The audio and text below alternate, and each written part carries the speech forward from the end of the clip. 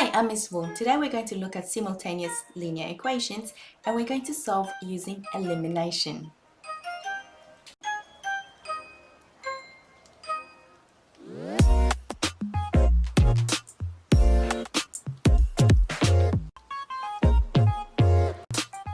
In the last lesson, we used substitution to solve them.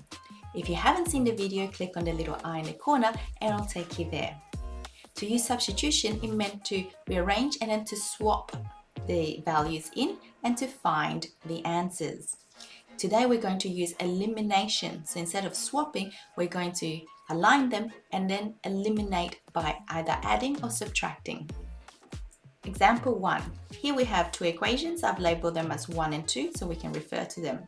We want to eliminate, or in other words, cancel. So to eliminate, we would subtract one equation from another. Now I'm going to put a line and a minus sign in the corner so I know what I'm doing. So x minus x is nothing, so that cancels out.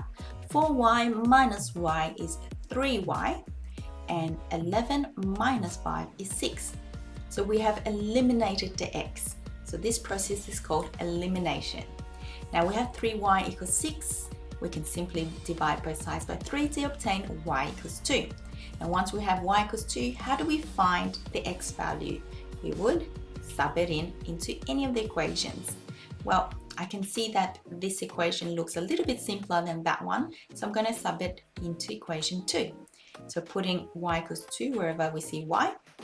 So now we have x plus 2 equals 5. Bring the plus 2 to the other side, makes it minus 2. So we have x equals 5 minus 2, which is 3. We have the y, we have the x. So we've solved it. And don't forget, you can always check by substitution. So we could sub the y and the x back into any of the equations. I'm going to do this one because it's easier. So x plus y, or in other words, 2 plus 3 is 5. Now the left-hand side of the equation is equal to the right-hand side. So we are correct. Example 2. Here we have another two equations, and remember these bracketed numbers are just referring to which equation it is. So for example, that blue one is equation number 2 and it's not part of the equation. Let's try and subtract these. We notice that when we try to subtract, we don't get any of the supernumerals eliminated. X minus 2x doesn't give us 0x, nor does y minus y. That gives us 2y, not 0y. So instead of subtracting, we're going to add the equations.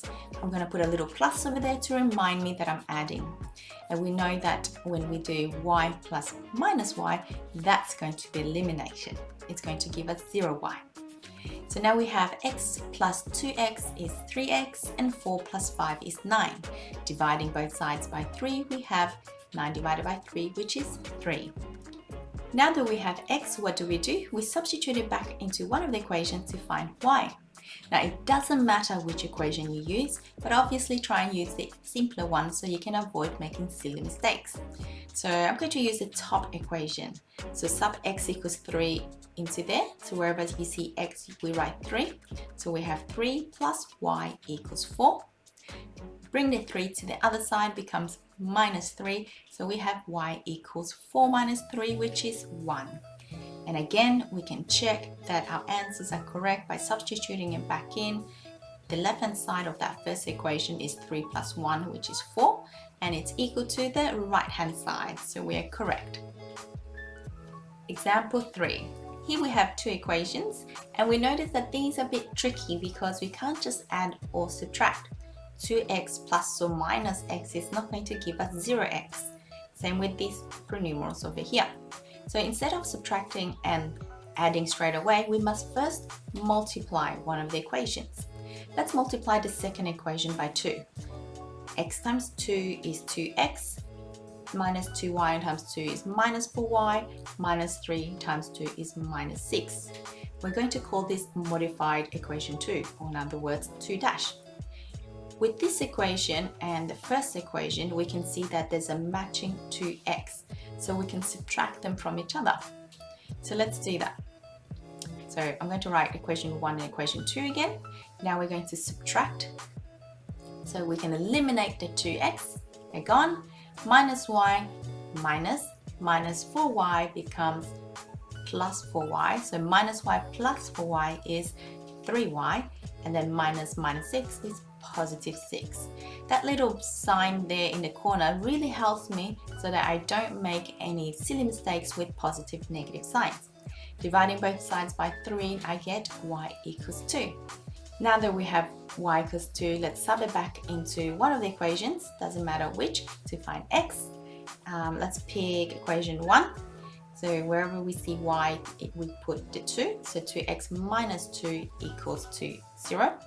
So now we bring the 2 to the other side. We have 2x equals 2. Dividing by 2, we get x equals 1. So we have y equals 2 and x equals 1.